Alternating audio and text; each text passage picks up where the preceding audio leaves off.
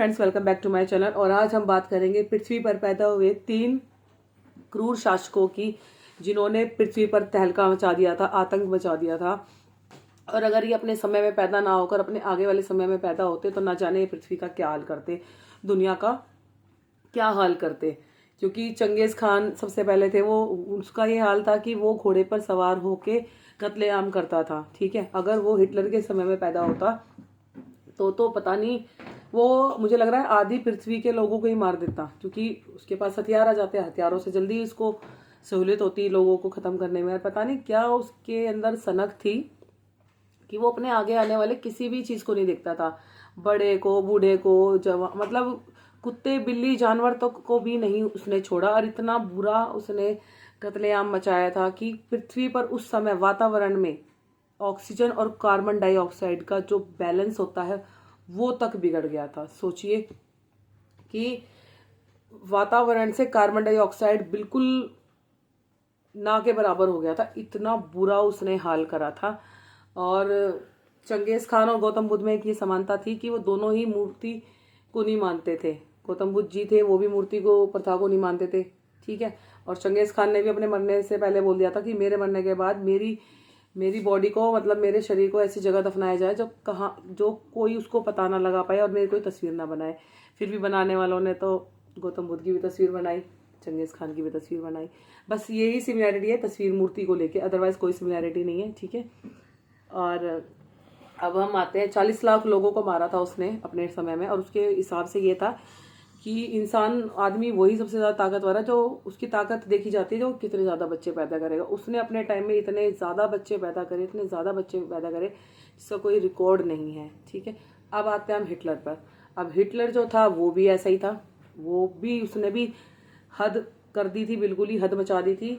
तो world war second जो था उसका सबसे बड़ा कारण, और वो उसी की वजह से हुआ था, हिटलर की वजह से ही हुआ था। हिटलर भी सनकी था, हिटलर भी हद कर रखी थी हिटलर ने। हिटलर अपने पिता की तीसरी पत्नी से या चौथी पत्नी से पैदा हुए बच्चे थे, और उनकी माँ ने उनको पैदा होने से पहले ही अबॉर्शन कराने की सोच ली थी। मतलब वो उसको लाना ही नहीं चाहती थी। सोचिए, उस इंसान को अगर वो आता ही नहीं तो कितना बढ़िया होता, वो आना ही नहीं, उसको आना ही नहीं था, बट वो ये टाइम निकल गया था अबॉर्शन का, तो उस वजह से उसको पैदा करना पड़ा। वो पैदा हुआ, फिर जब वो 4-5 साल का था फिर वो नदी में डूब गया था। अब नदी में वो ऐसा डूबा कि वो खत्म ही हो चुका था। बस किसी राह चलते हुए इंसान ने उसको एंड टाइम पे बचाया। ठीक है, दूसरी बार बचा वो। देन उसके बाद वर्ल्ड वॉर सेकंड हुई लेकिन ये बात बहुत कम लोगों को पता है कि वर्ल्ड वॉर सेकंड हुई है। वो वर्ल्ड वॉर सेकंड उसकी वजह से हुई है, लेकिन वो वर्ल्ड वॉर फर्स्ट में भी था एज अ सैनिक, वो एक सैनिक था। और जो हमारा पहला जो विश्व युद्ध हुआ था वो अमेरिका के साथियों ने करा था जर्मनी के खिलाफ, या जर्मनी से हो रहा था उनका, तो वो जर्मनी की तरफ से ही लड़ रहा था।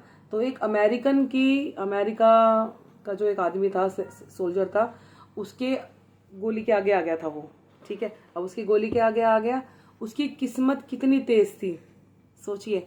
2 बार वो पहले मरने से बचा, तीसरी बार भी वो मरने से बचा, क्योंकि जिस अमेरिकन ने उसके सामने गोली ताने हुए था, बंदूक ताने हुए था, उसकी बंदूक से वो गोली चली ही नहीं जो हिटलर के लिए बनी थी। वो गोली हिटलर के लिए बनी थी लेकिन वो चली नहीं। उसके पीछे भी रीज़न ये है कि एक पसीने की बूंद के कारण हिटलर की जान फिर से बच गई। क्योंकि जिस फैक्ट्री में ये गोला बारूद बनते थे, तो वहाँ पे जैसे कारखाने में लाखों टन बारूद था। ठीक है, इंसान, मतलब जैसे मजदूर काम करते हैं, तो अगर वहाँ पे एक बूंद भी पसीने की या पानी की पड़ जाए तो वो बारूद नमी सोख लेता है। तो वहाँ किसी का जैसे पसीना पड़ा, एक, मतलब लाखों टन बारूद पे, इतने से बारूद पे एक बूंद 2 बूंद पसीना पड़ा, तो वो वाला हिस्सा, इतना सा हिस्सा वो हो गया, नमी सोख ली उसने। अब ये सोचिए, लाखों टन बारूद से लाखों गोलियां बनी, और लाखों सोल्जरों में 400-400, 500-500, 600-600 इस तरह से बटी। ठीक है, इतने सारे सैनिकों में वो बंदूक गोलियां बटी। और सोचिए, वो जो अमेरिकन सोल्जर था वो बंदूक चलाने से पहले 400-500 बंदूकें गोलियां वो चला चुका था। और किस इत्तेफाक कितना बड़ा ये है कि जब हिटलर उसके सामने खड़ा था तो वो वही गोली आई आखिर, उस एक चुटकी पसीने की बूंद वाला हिस्से की बनी हुई गोली ही उस समय आई और वो गोली नहीं चली। फिर उसने सोचा कि इसको जीसस भगवान इसको बचाना चाह रहा है तो मैं इसको नहीं मारता।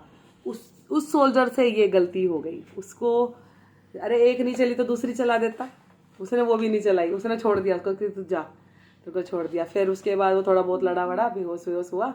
उसके बाद जब वो होश में आया तब उसे पता लगा कि जर्मनी हार गई है, और वहीं से ही उसने शुरुआत करी अपने बदले की। और उसको ये था कि बस मुझे राज करना है, मुझे दुनिया पे राज करना है। इसी चक्कर में उसने अपनी खुद की आर्मी बनाई और करा उसने। और कहने के ये भी बात है कि जिस पहली लड़की से वो प्यार करता था वो यहूदी थी। अब उसने, अब पता नहीं वो उसको कह तो पाया नहीं कि भाई मैं तेरे से प्यार करता हूँ इस तरह से। अब उसने उसके मन में ना जाने ऐसी क्या चीज़ें आई कि यहूदियों के लिए उसके मन में इतनी नफरत आ गई कि उसने होलोकॉस्ट में 60 लाख यहूदियों को मारा। मतलब ये कहते हैं होलोकॉस्ट मतलब होता है कि एक चैम्बर में लोगों को भरकर जहरीली गैस छोड़ देना। होलोकॉस्ट में उसने 60 लाख यहूदियों को मारा। सोचो मतलब कितना उसके अंदर सनक थी, कितना वो ज़्यादा वो सनकी था आदमी। और सकारात्मकता उसके अंदर इतनी थी अपने लक्ष्य को लेके कि मुझे मारना तो मारना है। डरता किसी से नहीं था, मतलब वैसे नहीं डरता था वो, मौत से तो उसको डर लगता था, यूँ तो बिल्ली से भी डरता था। बिल्ली से तीनों डरते थे, चंगेज खान और अलेक्जेंडर हिटलर तीनों डरते थे बिल्ली से, बट वैसे नहीं डरता था वो मरने मारने से। तो एक बार की बात है, लास्ट में वो बर्लिन में जब बंकर में था लास्ट टाइम में, तो उसकी कितनी विकृत मानसिकता थी और अपने एम को लेकर कितना सकारात्मक था कि लोग आए, उसके सैनिक आए, उन्होंने बोला कि सर हमको चारों तरफ से दुश्मनों ने घेर लिया है। तो उसने इस बात पर कितना वैसा जवाब दिया हंस के कि चलो अब हमें निशाना लगाने की जरूरत नहीं है कि जहाँ गोली चलाएंगे दुश्मन ही मरेगा। उसके अंदर मतलब ये चीज़ थी। उसको एंड टाइम में भी ये था कि मारना है। और भारत से तो वो हमेशा से ही वो था, भारत का तो कभी दोस्त रहा ही नहीं, वो किसी का भी सगा नहीं रहा सही मायने में। जर्मनी का भी उसने अपने मतलब के लिए यूज़ किया और उसका फ़ायदा उठाया कि आर्मी बन जाए और जर्मनी एक सेना अपने लेके एक आर्मी इकट्ठी करके मैं लोगों पे राज करूं और तानाशाही अपनी चला के रखूं। तो एक बार बात है, सुभाष चंद्र बोस जी भी गए थे उनके पास कि भाई मेरे को अपने देश को आज़ाद कराने के लिए आपकी एक आर्मी चाहिए। तो उसने फिर उनके सामने प्रस्ताव रखा क्योंकि वो जानते थे कि कैसे है सुभाष चंद्र बोस जी। फिर उसने उनको भी प्रस्ताव दिया कि मैं आपको आर्मी दे दूंगा, एक नहीं अपनी 2 टुकड़ी दे दूंगा, लेकिन आपको मुझसे वादा करना पड़ेगा जब आपका देश आज़ाद हो जाएगा तब आप मेरे पास आओगे, मेरे को सर्व करोगे, मेरी सेना में काम करोगे, आप मेरे प्रति लॉयल रहोगे। अब तो ये तो खैर हम अगली बार देखेंगे कि इस कहानी का क्या हुआ। बट अभी हम हिटलर पे हैं, तो हिटलर ने सबसे ज़्यादा कहते हैं ना कत्लेआम मचाया और बस यहूदियों का तो किसी का सगा नहीं था। और इतिहास भी याद रखेगा इसको। और जब तक पृथ्वी रहेगी तो जो इसने यहूदियों के साथ किया उस चीज़ को तो कभी कोई नहीं भुला सकता, मायने रखता है। और चंगेज़ खान कितना वो था, ईरान की जनसंख्या 25 लाख थी जब वो घुसा उसमें ईरान में। चंगेज़ खान जब ईरान में घुसा तो ईरान की जनसंख्या 25 लाख थी और जब वो वहाँ से निकला तो 2,500 रह गई। सोचो उसने कितने लोगों को मारा। और ये 2,500 भी लोग इसलिए बच गए कि कुछ जख्मी हो गए थे तो उन्होंने सोचा ये मर गए हैं, बस इसी चक्कर में वो, और कुछ छुप गए थे, इसी चक्कर में वो 2,500 लोग बच गए। अदरवाइज तो उसने सभी ख़त्म कर दिए थे। तो ये चीज़ें कितनी ज़्यादा गलत है। हमर को और आपको तो शुक्र मनाना, भगवान का धन्यवाद करना चाहिए कि हम भारत में इस समय में हैं जहाँ पे इस तरह का कोई हिसाब नहीं है। वरना ना जाने उस समय के लोगों की सोचो कितना उन्होंने सहन किया, कितना कुछ उन्होंने वो बर्दाश्त किया, और हम अपने ही जीवन से दुखी हो जाते हैं। और हमारा जीवन तो देखे कितना अच्छा है, हम कम से कम चैन की सांस ले रहे हैं। गरीब से गरीब आदमी भी कम से कम चैन की सांस तो ले रहा है, ऐसा तो नहीं है कि कोई भी आके उसको मार के जा रहा है। तो वो चीज़ें हैं।